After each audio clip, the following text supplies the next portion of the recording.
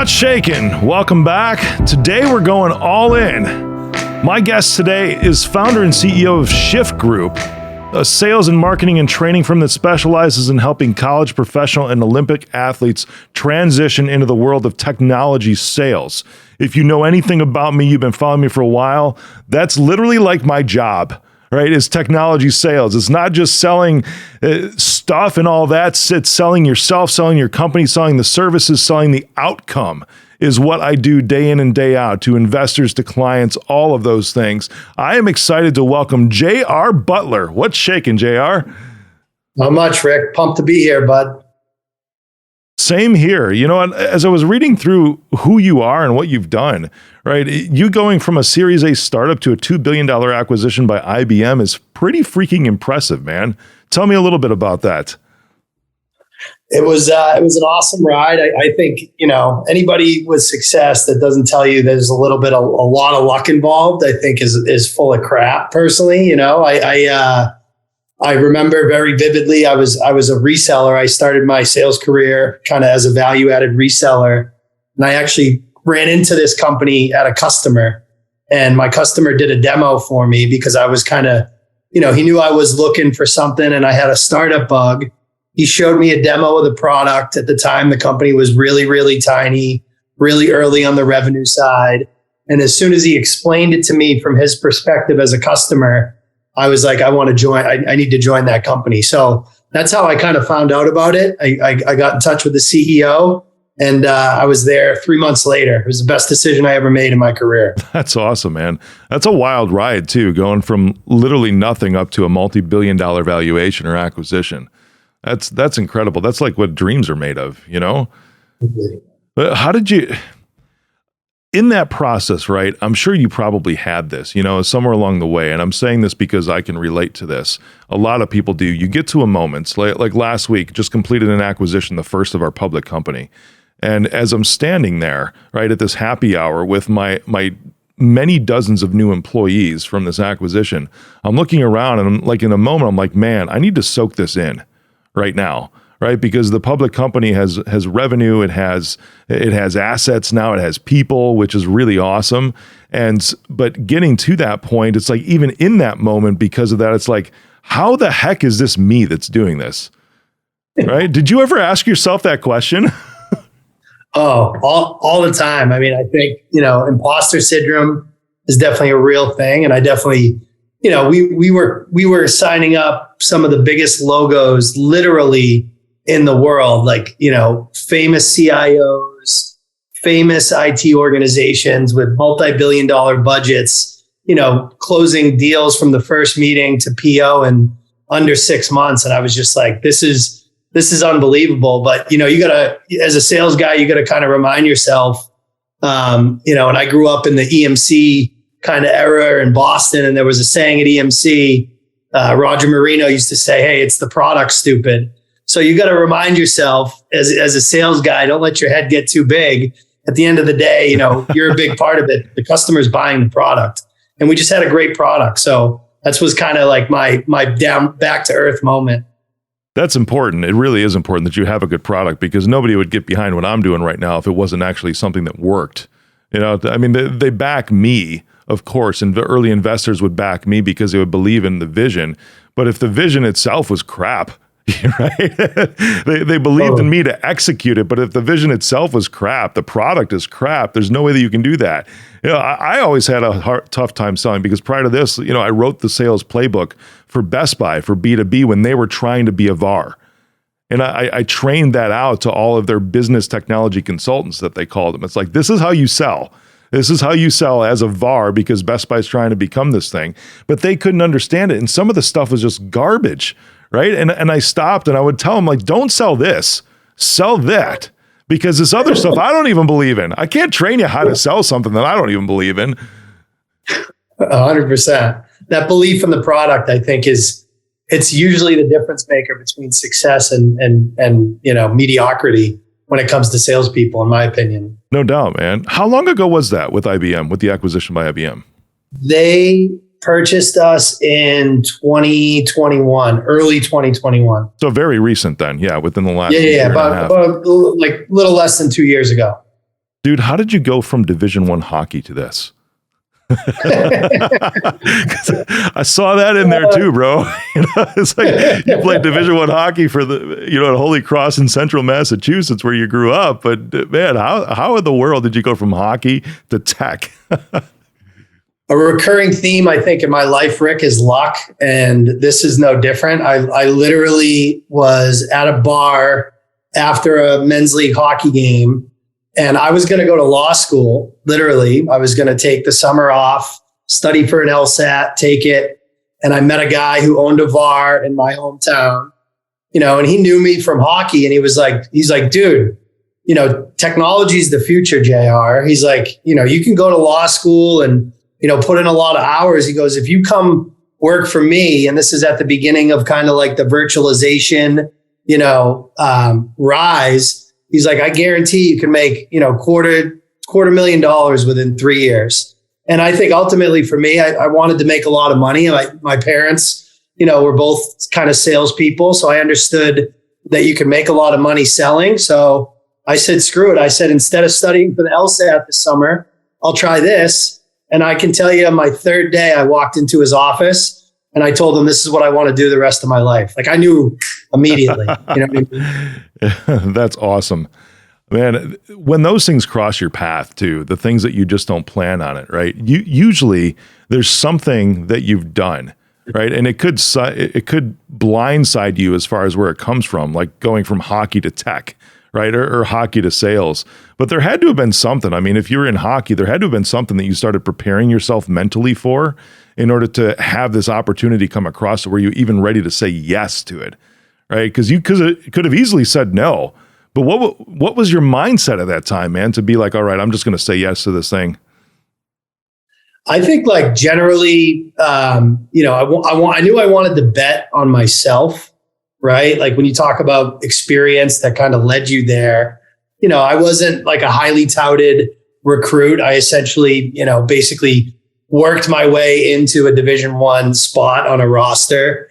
And I think for me, picking something in my career where it was like, I wanted to be accountable to myself and like rely on what I could produce to be successful. And I kind of saw that in law too, but with sales, it's like, it hits you right in the face. It's like what you eat, what you kill, and it's 100% on you. And it's like really extreme ownership. So I think for me, I've always been that kind of accountable person and really self-reliant. So that I think that foundation is what made the decision pretty easy for me early on. You know what I mean? Yeah.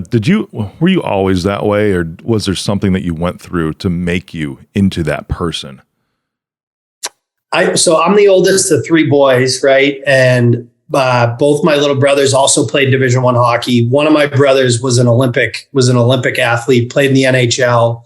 And I asked my dad a few summers ago, when did you know that Bobby was going to be in the NHL? And he's like, I knew when he was 7. So, and my father was a high school hockey coach for like 40 years.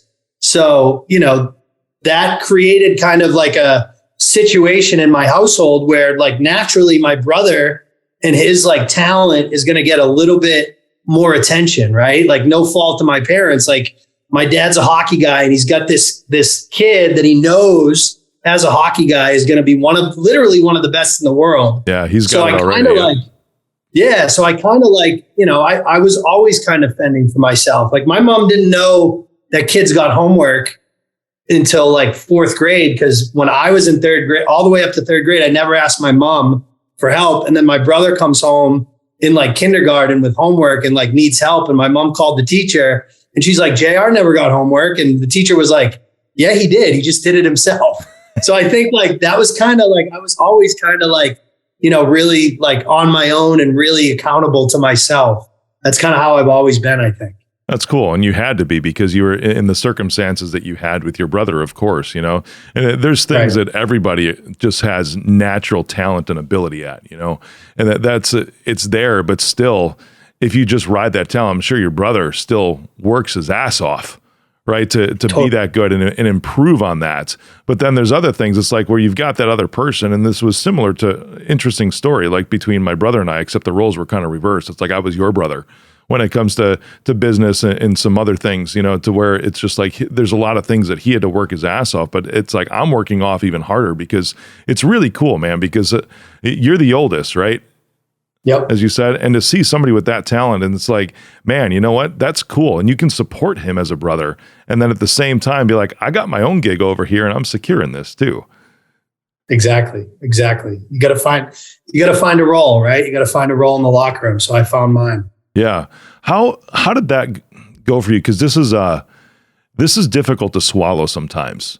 You know, when you see somebody, especially somebody that you might be close to and maybe something that you've dreamt of for years, to where you start to recognize that, you know what, there's other people that are more talented than me. I look back and I played baseball for 9 years, right? Through middle of high school. And I've always said, it's like, I wonder what would have happened if I would have stuck with it because I was really good.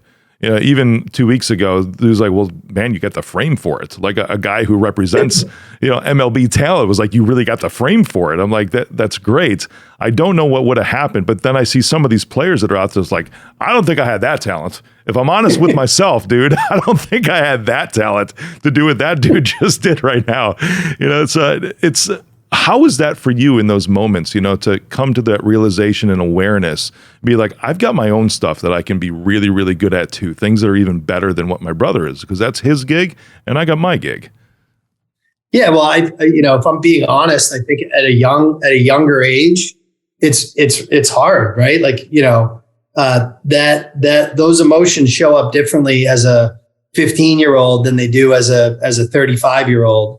So I think I definitely, like, in my life struggled with a little jealousy and a little like kind of anger. But to your point, right? Like nobody is more proud of both my brothers than me. But I think for me, I found other ways, to your point, of like, you know, I always excelled in the classroom. Like I always was the center of attention in every room I was in. So like, to your point, like I found the things that I was good at and I made sure I did those really, really well. And it's probably partially to get my father's attention, but that turned out to like really work out for me in the long run. So I think as I got older, that jealousy and kind of resentment went away very quickly. And I really kind of grew to really be comfortable in my own skin and be really proud of what my brothers have accomplished on their own, you know? That's really cool, man, because this transitions into the sales realm too. It absolutely does, because there's some people that you can see walk in, right? I mean, I've got a podcast, right? I'm grateful, I'm humble, because I just found out about 2 weeks ago that this show is top 2.5% in the world in its global rank, you know, and it's mind blowing to me because it's been 4 years, you know, but I look back and was I good at the beginning of this? It's like, sure, you know, I had better speaking skills than the majority of people. That's awesome. But I still look back and it's like, God, I sucked when I look at the first year of this. But the thing is that when you look at like a business environment or sales, and I'm sure you saw this, and I want to hear a story because I'd love to hear a story of somebody falling on their face, right? Because this is to encourage everybody else, not you. Maybe it was you. If you look around and you see other people with that talent, I've noticed that some will try to just ride that talent rather than putting in the hard work. And those individuals just almost stay right where they're at because there's a limit to how far your raw, pure talent can take you without consistent growth and just pushing yourself on top of that. And then the others around you in a sales environment or wherever will continue to work on themselves and then surpass you because they knew that they couldn't get by just on their talent. They had to develop what you did. You know, not saying that your brother, I'm sure he pushed it really hard, right? But you've seen this around, haven't you? To where those are just riding on their talent and stay stagnant. Yeah, 100%. Like, you know, there's a lot of kids with they're, you know, naturally, you know, intellectually curious. They're competitive people.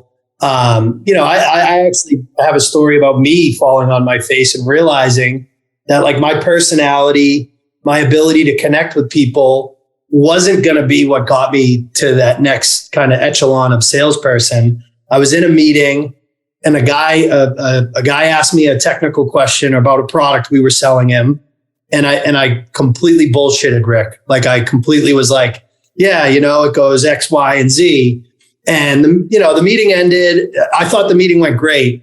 And as I was walking out, I said to my CTO, I'm like, hey, they're going to be a great customer. Like they're going to love us. And he's like, no, they're never calling us back again, JR. And I'm like, why? He's like, dude, you just completely bullshitted him about PowerPath Virtual Edition. It was this EMC product we were selling, and never again.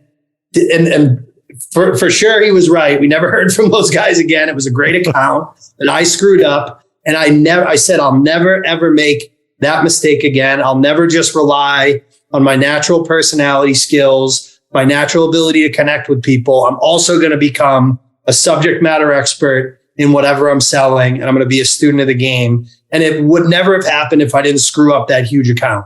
Like, that was kind of my come to Jesus moment as a salesperson. You know what I mean? For sure, man. I appreciate you being that open and transparent and vulnerable with everyone too, because it's great to put everything, all your good accolades on when you show up on a show like this. You know, I appreciate your vulnerability there. I noticed one of the same things with me, because I thought going into pitch TV producers, you know, now it's 5 years later and I go on Newsmax, ABC, NBC. I was on CBS last week, national, you know, all these places actually call me to be on now. But I remember my first time pitching TV producers and thinking, you know what, I speak on stage all the time. No problem, right? And I didn't prep. I had segments because I depended on just my natural oratory skills to just bring the energy, because I'm an energetic individual. And I kept getting, I mean, out of like 13 or 14 producers in this thing, it was almost kind of like speed dating with them a little bit. You know, there's other people like racking up the numbers, right? And as they're doing that, they'd get like 12. Someone got all 14 producers to say yes and invite them on. You know, I got 4, bro. My very first time, I kept on getting no after no after no after no. And my media coach was there too. He's like, dude, you're so freaking robotic. You know, and I'm like, I don't get it. I'm like, and I found out that it was like the transference of that skill set is what I needed to work on, because it was way different talking on stage in front of thousands of people than it was actually talking to one person at that point on Skype. This was before Zoom took off, right? Like on a camera, on a TV, you know, it was way different, just a different vibe that I had not prepared for. Same thing. I was like, I'm never making that mistake again. And then I went back 4 months later, just 4 months later, after working on that transference, and I nailed all 14. And I got all 14 producers. But in those moments, it's like, I love that we can enjoy, and I say enjoy because in the moment they're bad, right? But after the fact, we can enjoy those moments of suck in our life, to where it's like, man, did I really suck? as long as we can look back and say, well, I did something about it, right? Yep. And to your point, there are people that go through those lessons and they don't learn from it. They don't have the self-awareness and the humbleness to be like, I'm wrong and I got to fix this. Right? Oh, dude, that's where they transition into like victimhood. You know, to where totally. I could have been like, oh, the producers just don't know. They just don't get me, you know, or they had the wrong information in front of them. Or for you, it's like, you know what, these just weren't the right clients to begin with. You know, or you can make up so many different excuses, but when you're looking at everybody but you in that moment, you were playing a freaking victim. 100%. Dude, I love you, for real. We're having a good time today, man. Hope you're having fun. We don't have a lot of time left, but so... Your brother's going on to NHL, right? Is he in the NHL right now? No, he retired for a year and a half, and he actually came back at 35, and he's still playing pro hockey, but he's playing in the East Coast Hockey League in our hometown in Worcester, Mass. So he's still playing, but not at that level anymore. That's cool. I'm curious, does your family background in hockey, you know, it probably does. And if it does, what does it have to do with your choice of what you're doing right now and helping athletes transition right into this world of sales? Well, for me, it's pretty simple, Rick. I started the company for me, right? Like when I was 23 years old, I struggled. Like when you're an athlete, your entire identity is tied up into this thing because you put so much time, energy, and effort into it. And then one day, it doesn't matter if you're 23 or 33 or 18 when it happens, it's just gone. And I think, with athletes specifically, what I try to let them know is like, your identity shouldn't change.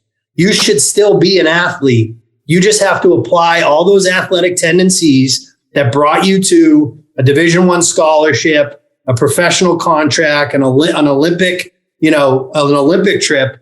Take that and now apply it to this. Don't change who you are. Just change where your focus is, and you get to keep all that stuff that makes you who you are. So for me, nobody said that to me. Nobody told me that. I had to figure it out over a little bit of time. It affected me personally, emotionally. Like, I've been sober for a decade, but I really went down like a dark path with drugs and alcohol until I found this, until I started applying the same focus that I did in athletics to this. And now, my life changed. And now I want to bring that to everybody that's like me at that age, at 23, that's going through that like dark night of the soul moment when the thing they love the most is gone all of a sudden. So that's really kind of, that whole experience is the whole reason I started the company, Rick, to be honest with you. That's powerful, man. You mentioned your sobriety and, the dark nights of the soul. Do you think you would be who you are right now without having those moments? No way. Absolutely not. Absolutely not.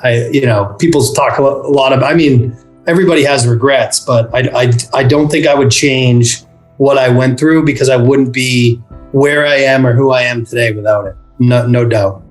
Those hardships are good in a lot of ways, where they help mold you into who we are. Some of them, I do feel that the hardships could have been avoided.